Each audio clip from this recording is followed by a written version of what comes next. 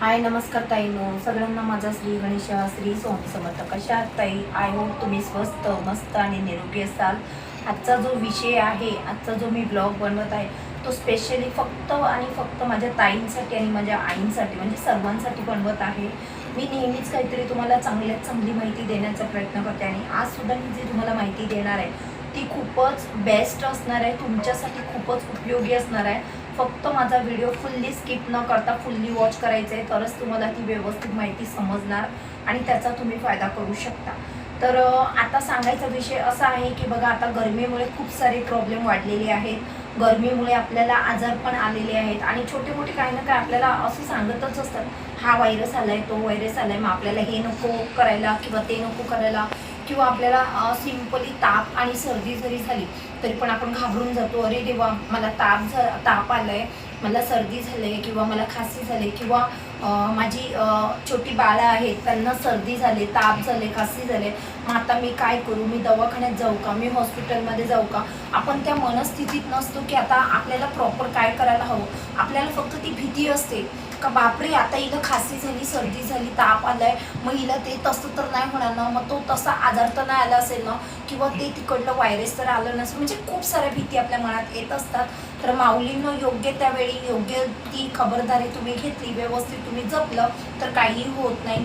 Suppose तुम्हाला असं वाटते खूपच सारा ताप आहे तर तुम्ही आपल्या जे फॅमिली डॉक्टर असतात त्यांच्याकडे जावा, त्यांच्याकडे चेक करा, त्यांची सल्ला घ्या. त्याचनुसार घरच्या घरी सुद्धा आपल्याला वाटत असेल की खूप सारं एकदमच ताप डोक्यावर नाहीये, नॉर्मल ताप वाटतोय, पण तो ताप वाढू नये त्याच्यासाठी मी नक्कीच काहीतरी करू शकते का.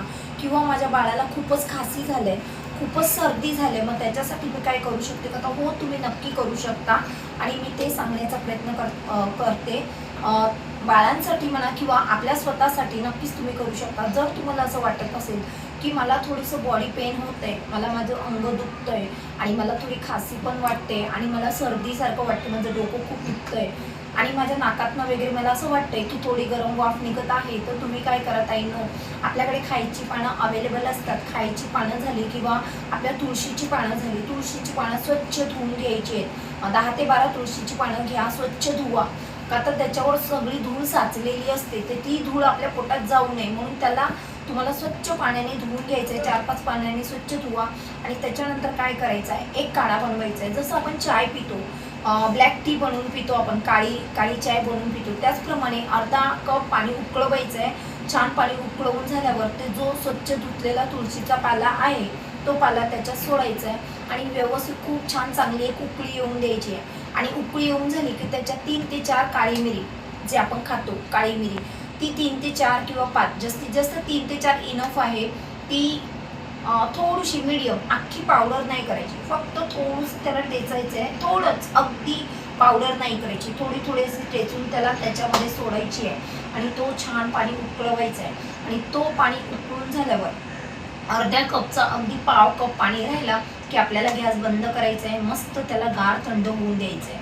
गार थंड झाल्यावर जर सपोज ते तुमच्यासाठी हवं आहे तर तुम्ही पूर्ण पिऊ शकता किंवा 2 पार्ट्समध्ये घेऊ शकता. पण जर आपल्या बाळांसाठी द्यायचं आहे, 7 वर्षाचा बाळ आहे किंवा 8 वर्षाचा आहे किंवा 10 वर्षाचा आहे, त्याप्रमाणे अगदी 1 ते 1.5 चमचे ते त्यांना द्यायचं आहे. असं दिवसात त्यांना 2 वेळा द्या, एकदा सकाळी द्या आणि एकदा रात्री द्या. बघा त्यांना खासी आणि सर्दीमध्ये आणि जो बोलतात ना आपल्या छातीवर, बाळांच्या छातीवर, मोस्टली आपल्या बाळांच्या छातीवर जो कफ जमतो ना, त्याच्यासाठी तुम्हाला त्याच्यात खूप सारे बेनिफिट होतील आणि तो कप त्यांचा पातळ होणार आणि जेव्हा तो कप जमलेला पातळ झाला की ते नाकातनं व्हायला लागणार. म्हणजेच कसं आहे, कप जर इकडे छातीवर जमून राहिला तर तो बाहेर पडत नाही. आणि लहान बाळ, आपण मोठी व्यक्ती पटकन हा हा करून खकारा काढून बाहेर टाकतो, बाहेर थुंकतो, पण छोट्या बाळांना तितकं अक्कल नसते आणि ते छोटे बाळ ऑब्झर्व करत असतात, त्यांना काढायची अक्कलच नाही आहे, त्याच्यामुळे ते काढत नाही आहे, त्यांना तितकी समज नसते. मग काय होतं, जेव्हा तुम्ही ते ड्रॉप त्यांना ते काढा बनवून पाजता तेव्हा तो कप एकदम असं सॉफ्ट होऊन जातो, पाणी होतो आणि मग तो नाकातनं वाहतो. ह्याच्यामधनं निघून जातो, पोट साफ होते तेव्हा निघतो, नाहीतर मग नाकातनं वाहतो. आणि नाकातनं झालं की समजायचं आहे माझ्या बाळाचा जो जमलेला कफ होता तो आता वितळलेला आहे आणि तो नाकातनं आता बाहेर होतो. म्हणजे 2-3 दिवसात तो एकदम व्यवस्थित चांगला होतो. तर अशा प्रकारे छोट्या छोट्या टिप्स आयुर्वेदिकमध्ये तुम्ही फॉलो करू शकता. आणि खूप छान स्वतःची काळजी घेऊ शकता. त्याच्यासाठी काय करायचं आहे, आमचे बाग बगीचे नाही चालते, बाग बगीचे जरी नसले आपल्याकडे थोडी जागा असते तिकडे छान चांगल्या थोड्याशा कुंड्या ठेवायच्या, त्याच्यामध्ये तुळशीची झाडं लावा, खायच्या पाण्याची झाडं लावा, अळूचा जो बोलतात ना खासीसाठी खूप गुणकारी आहे त्याची झाडं लावा, जेणेकरून आपण घरच्या घरीच आयुर्वेदिक त्याचे काढे बनवून आपल्यासाठी, स्वतःसाठी, आपल्या फॅमिलीसाठी, आपल्या मुलांसाठी उपयोग करू शकतो. तर आजचा ब्लॉग तुम्हाला कसा वाटला, व्यवस्थित माहिती समजली का, माहिती चांगली वाटली का, नक्कीच मला कमेंट करून सांगायचं आहे. आणि आणखी छान छान अशीच माहिती बघण्यासाठी सर्वात प्रथम आपल्या चॅनलला सबस्क्राईब करा, माझ्या फुल्ली व्हिडिओ वॉच करा आणि माझ्या चॅनलला व्हिजिट करा. म्हणजेच ह्याचप्रमाणे आपल्याकडे छान छान माहिती मी खूप साऱ्या देत असते, त्या माहिती तुम्हाला मिळत राहणार. त्याचप्रमाणे आयुर्वेदिकमध्ये जे जे आपण प्रोडक्ट बनवतो, होममेड प्रोडक्ट, ते सुद्धा तुम्हाला व्यवस्थित पाहायला मिळेल आणि काहीतरी छान उपयोग तुम्हाला त्याचा होऊ शकतो. तर नक्कीच माऊलीनं, ज्या पण माऊली माझ्या बघत आहेत, फुल्ली वॉच करा आणि नक्कीच माझ्या चॅनलला सबस्क्राईब करा आणि भरभरून सगळ्यांनी सपोर्ट करा. ही सगळ्यांना नम्र विनंती. सगळ्यांना माझा श्री गणेशा, श्री स्वामी समर्थ. भेटूया नेक्स्ट ब्लॉगमध्ये. तिथपर्यंत सगळ्या ताईंनी, सगळ्या माऊलींनी, सगळ्या आईंनी स्वस्थ राहा, मस्त राहा, निरोगी राहा. Bye sir.